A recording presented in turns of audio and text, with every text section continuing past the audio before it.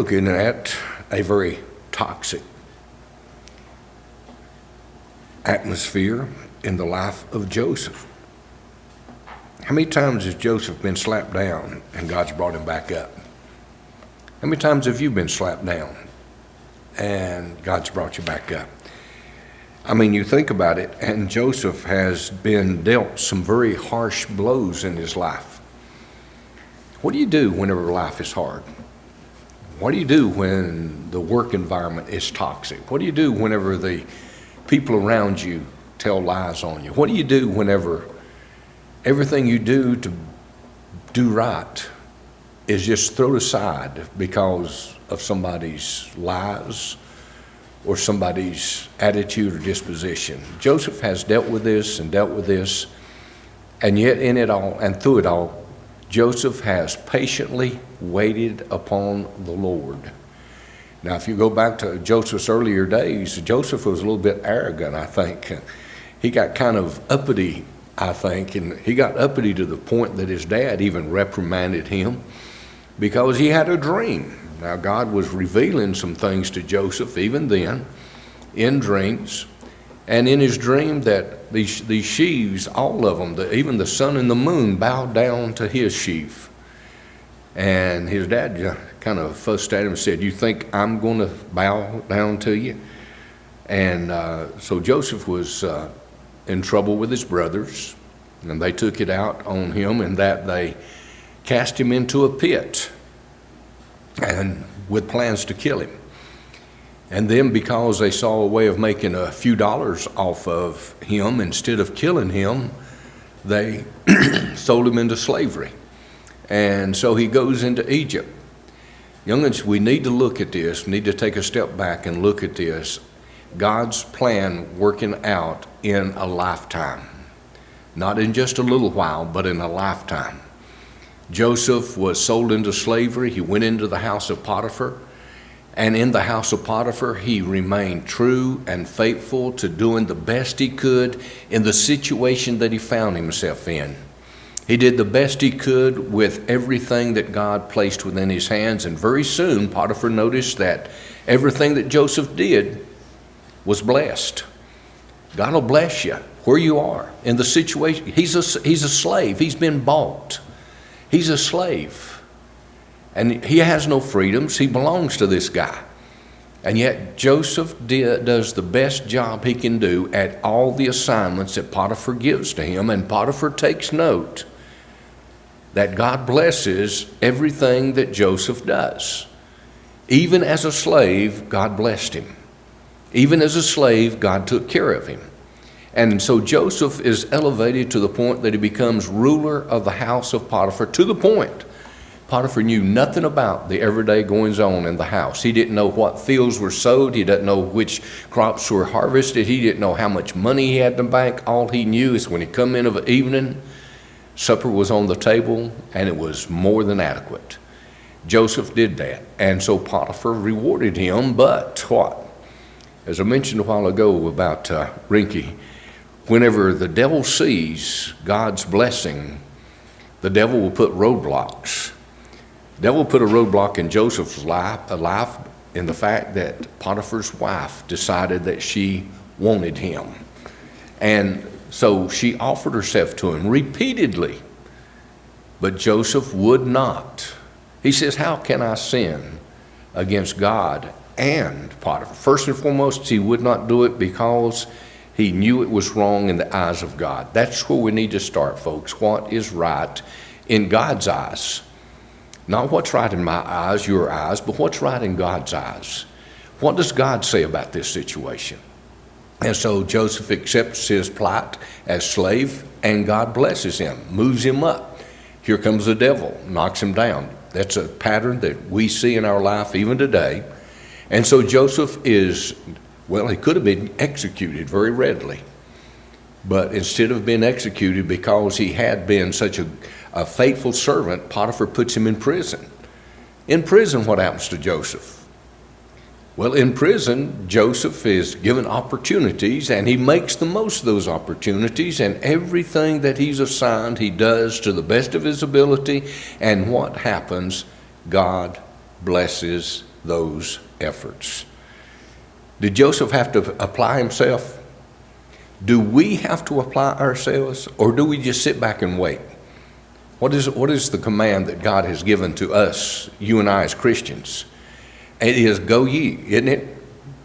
It's for us to do something. And so if we do something, what happens? God's going to bless it. If we don't do anything, what happens? It sits there.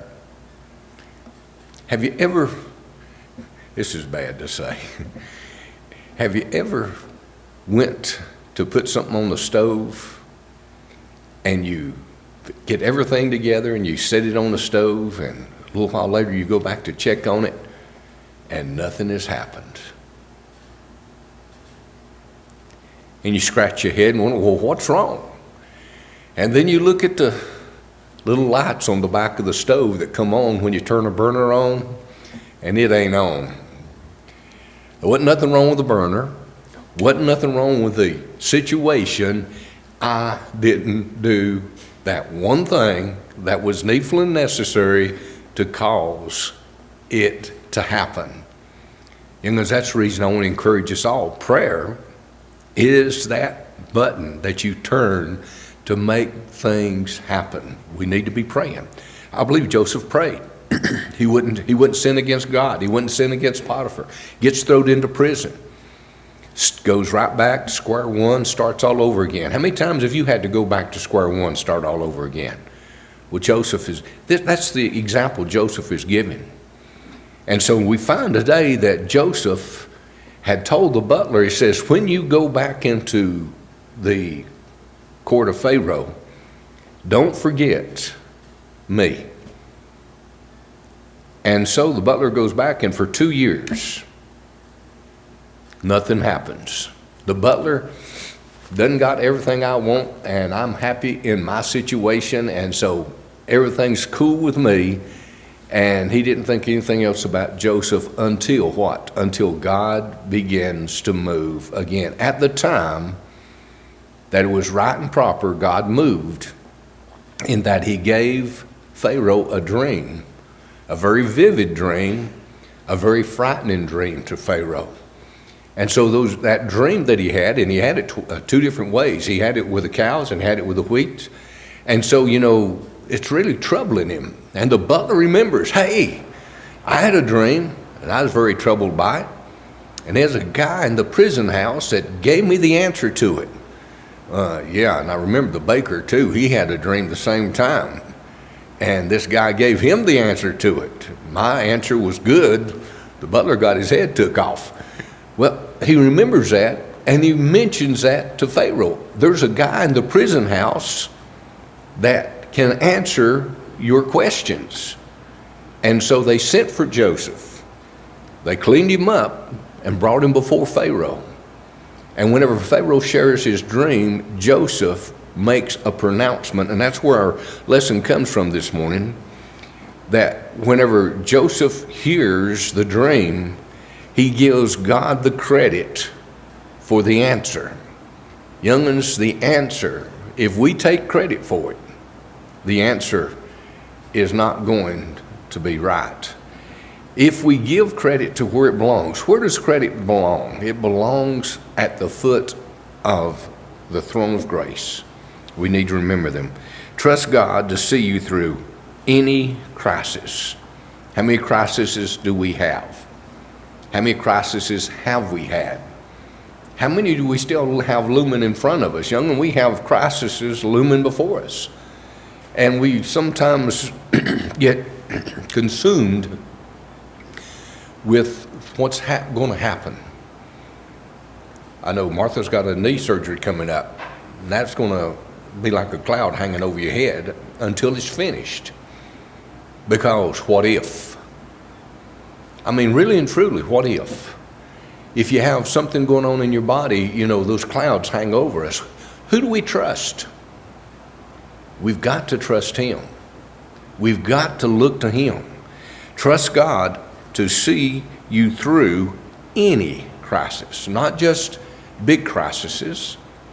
When the doctor gives you a pronouncement that you got to have your knee replaced, when God when the doctor gives you an announcement that you got to have treatments for cancer, when God gives you the announcement that you've got COVID, when God gives you, the doctor gives you the announcement that you've got some terrible thing going on in your body, who do you trust? Well, I'm going to tell you right now, trust God first, and then look for the best doctor you can find. Because I believe that we need to put our efforts into doing what we can. The Bible Meets Life says life is full of ups and downs. And quite honestly, folks, you can be up today, and next week you can be at the bottom of the barrel. Doesn't that kind of ring true? I mean, sometimes you're on a spiritual high, and you're doing great. And then you're at the very bottom, and you're just looking around and saying, God, where are you? I don't feel you. I don't sense you. I don't see you. Where are you? And you know, that happens in our spiritual life constantly, ups and downs, just like a roller coaster. But youngins, have you ever noticed on a roller coaster you're going up? And I don't know about you, but it always kind of, I don't like riding roller coasters. But when you start up, you get up there and almost to the top, and all of a sudden you feel this kind of a lurch, just like you're going to go backwards. But then you feel that chain pulling you up closer and closer to the ridge, and then you get to the ridge and you look around and say, oh, this is nice.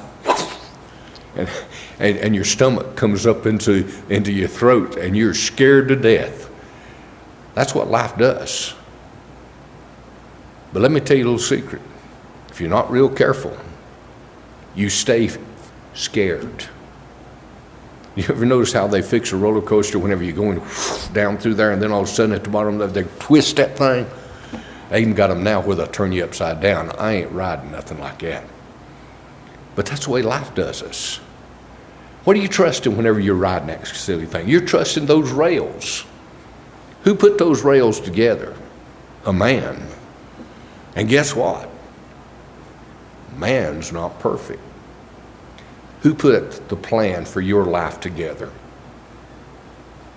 Who put every part of it together? God did. And youngins, we need to remember, He's perfect. He knows what He's doing. And when we look, we find in Genesis 41:28, it says, this is the thing which I have spoken unto Pharaoh. What God is about to do, He showed unto Pharaoh.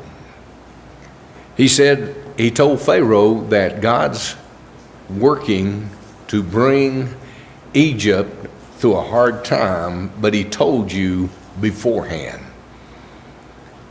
What would you do if you were told beforehand that sometime in your life you were going to go through cancer? Would you live your life worried about when that time was coming? It's kind of like when you're going to die. What if you knew the date you was going to die?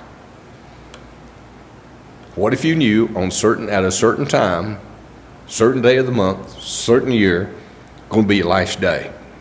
We would live in fear of that day coming, wouldn't we? Well, God doesn't reveal some things to us, but there are some things that God does reveal. There's a lot of things that God does reveal. And so we need to take the things He does reveal and use them to make preparation for that which is coming up. Sometimes God gives us understanding that we need this or that because there's a trial coming up. And sometimes, young ones, the trial that's coming up, we go through a harsh time now to make us ready for that trial. He strengthens us through adversity. He strengthens our faith through adversity. He strengthens our courage in Him through adversity. Joseph has been through the fire. He's seen it time and time again and been knocked down. God brings him right back up. Been knocked down. God brings him right back up. He'd been knocked down again, and God is bringing him right back up. And he shares that with Pharaoh. He says, this is the thing which I have spoken unto Pharaoh. What God is about to do, He showeth unto Pharaoh. Pharaoh, God has given you this dream. Was Pharaoh a Christian? Was Pharaoh a believer in the one true God? Pharaoh considered himself to be a god. So here Joseph comes up and tells him that God has revealed this to you. he lets Pharaoh know that there is a God. And young'uns, that should be a primary function that we serve in this world, is to tell the world that there is a God. The world doesn't want to believe that. The world doesn't want to accept that. They don't want to believe it nor accept it, because if they believe it and accept it, then they have to accept the fact that there is a day in which that God will judge them. He says, behold, there come 7 years of great plenty throughout all the land of Egypt. God's going to bless and bless tremendously, and he even gives the time frame. Young'uns, God can give you details about the future. God has that within his power. He has a plan. He says, I'm going to bless Egypt for 7 years with lots and lots and lots. 7 years of plenty. And there shall arise after them 7 years of famine, and all the plenty shall be forgotten in the land of Egypt, and the famine shall consume the land. There is going to come 7 lean years in which everything that you've been blessed with beforehand is going to be eaten up. Young'uns, if we're not careful, sometimes in our blessed times, we just enjoy and we don't understand and know that God is giving us those times to prepare us for times to come in which there may not be those blessings.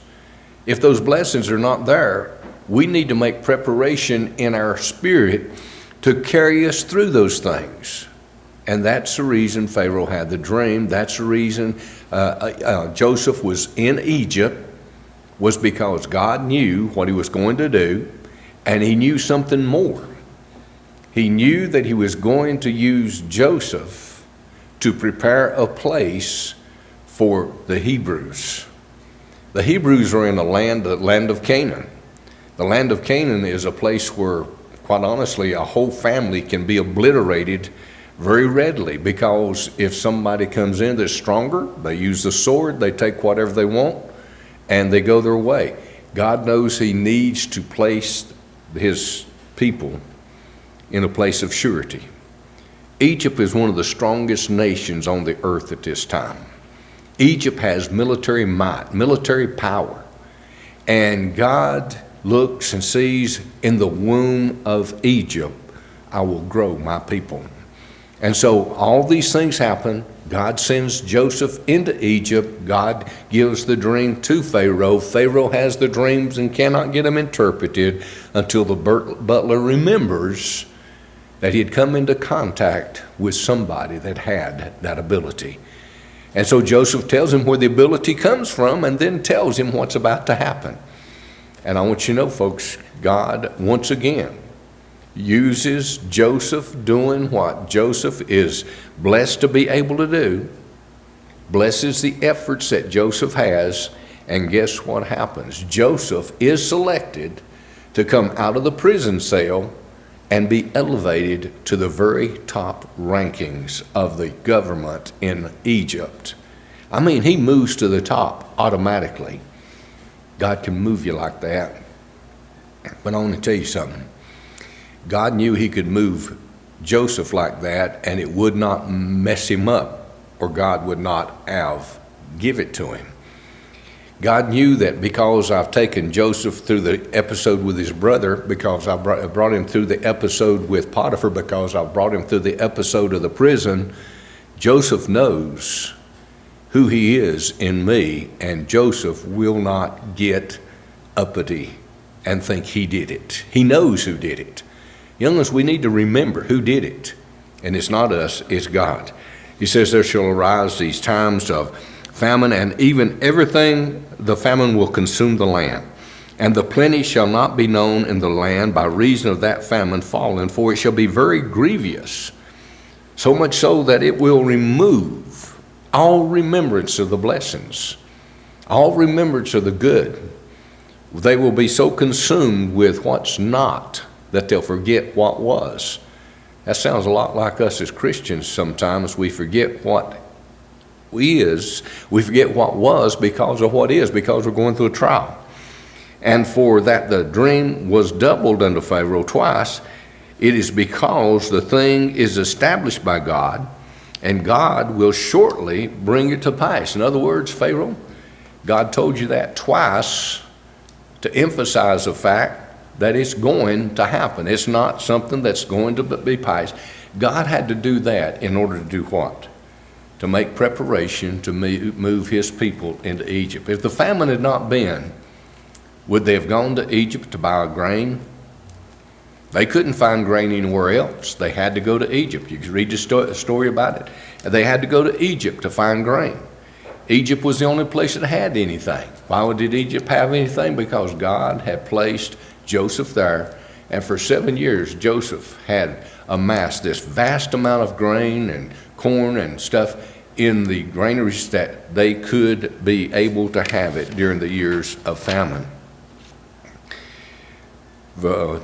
Chapter 41, verse 47, 49, it says, in the 7 plenteous years the earth brought forth by handfuls, and he gathered up all the food of the 7 years which were in the land of Egypt, and laid up the food in the cities. The food of the field, which was round about every city, laid he up in the same. And Joseph gathered corn as the seed of the sea, as sand of the sea, very much, until he left numbering it, for it was without number. How much did he gather? Such a great an abundance. Why? Because he knew what God said about this famine being so bad that it was going to completely obliterate all that they had. Now, I want you to know, Joseph was a sharp man. Joseph knew what he was doing. God gave him that ability. But youngins, God's give us an ability. In fact, God's give us something more than what Joseph had. God has given us the Holy Spirit of God to indwell within us, to teach us all things whatsoever we have need of knowing. But you know what? I heard a preacher preach one time about teachableness, being able to be taught. And quite honestly, somebody has to be willing to receive things in order to be taught. We need a heart that receives. We need a heart that accepts. We need a heart that will take in.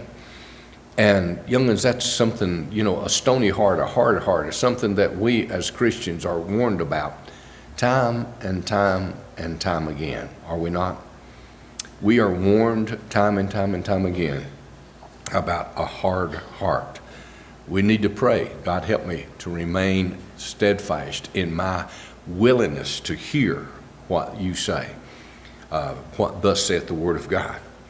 So in Genesis 41, 50 and 54, it says, and unto Joseph were born 2 sons before the years of famine came, which Asenath, the daughter of Potiphar, the priest of On, bare unto him. And Joseph called the name of the firstborn Manasseh, for God said, he had made me forget all my toil and all my father's house. And the name of the second called he Ephraim, for God had caused me to be fruitful in the land of my affliction. And the 7 years of plenteousness that was in the land of Egypt were ended. Joseph was elevated. Joseph was given a wife. I want you to think about this. She was the daughter of a priest of one of the pagan gods of Egypt. But Joseph did not forget who his God was. He was blessed to have 2 sons. And you're going to find these 2 names throughout the Old Testament. In the book of Isaiah, it talks about the different tribes and how the land was divided and everything. You read that and you're going to find that these 2 names come up again and again and again. And so we find that Joseph was blessed. And Joseph recognized the fact that he was blessed. The son that was firstborn, he named Manasseh, which means that God had provided him blessings upon blessings upon blessings. Folks, we need to remember the blessings that God has given to us. During those 7 years when God is blessing Egypt, God is blessing Joseph. And Joseph, remember, even though his wife would have been the daughter of one of the priests of this pagan god, Joseph remembers his own God. Youngins, we cannot forget our God. We cannot allow the associations we have in this world to take away from us the adherence we have to the truth of who our God is. Joseph didn't allow that to happen to him. Whenever his son was born, he gave God the honor. God has blessed me. God has given me this in place of what I lost. And you look back, how many times has God given you something in place of what you've lost? And if you look at it, you're going to find that it is over and above what was needful and necessary. And then the last one, his last son, his second son, was Ephraim. And I want you to know that Ephraim means fertile and describes a season of life Joseph was enjoying. Hey, Joseph was on top of everything. I mean, only person that could have countered anything that Joseph commanded in Egypt would have been Pharaoh himself. Nobody else. Joseph had free reign. Joseph was riding the tide. He had it all. I guarantee he had one of the biggest and finest houses in all of Egypt. I guarantee he had servants that served him and his household day and night. He had everything. And whenever he said something, everybody jumped too because he was in command. And so he named his second son Ephraim, which means fertile. God has blessed me and blessed me and blessed me a lot. Youngins, we need to remember that because God has blessed us and blessed us and blessed us a lot. Now I may not be top dog. I may not be in control of a lot of things. I may not have servants running around the house. I may not have money in the bank to where I don't have to worry. Joseph didn't have to worry about anything. I mean, he had it all. And he recognized what? Where it came from. And that is evidenced by the fact that he called his second son Ephraim. It means fertile. God has blessed me. Youngins, we need to remember that, and we need to make sure that we render unto God the praise of our lips. While Joseph is doing the work of gathering all this grain and all this corn, and I mean so much corn that he left off measuring it. Unless I'm wrong, I was listening to a documentary on Egypt, and I believe that they said they had found the evidence of granaries or places where food would have been stored, big old warehouse-like things where they would have stored this grain. In those 7 years of famine, Joseph's brothers come to Egypt to find bread. And Joseph was able to give bread to them. What did he do with their sacks? They paid him for it. And whenever they got on the road, they started to get some of their wheat out, and they found their money. It scared the daylights out of them. I want you to know it's important for us to remember God was working then. You remember how Joseph revealed himself to his brethren, don't you? You remember how his brothers were scared to death of what Joseph could do to them, don't you? Well, I want you to know something, young'uns. Our God can do that in your life and my life. God can elevate us. Maybe not to where we have power to say like Alice in Wonderland, off with her heads. You know, they got that little commercial where the Queen hollers, off with her heads.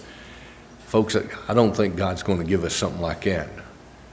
But I'm talking about being a blessing and a tremendous, tremendous blessing to people around about us. We need to make sure that we are that blessing. We need to make sure that we encourage people to look up, that we have an Ephraim in our lives, that we have a Manasseh, that God has blessed us so much that we put behind us what was, and we're looking forward to what is. Young'uns, we have so much before us, yet to be enjoyed, yet to be had. And I'm not talking about just heaven. I'm talking about the life we have on this earth. God's desire is to give us life, and how? And give it to us more abundantly. We need to let him do that. Encourage you to turn loose, let God, because he's the only one that can. Appreciate you this morning. Look up, he's coming, and when he comes, we're going home. Hear that trumpet sound, and we're going to leave this ground.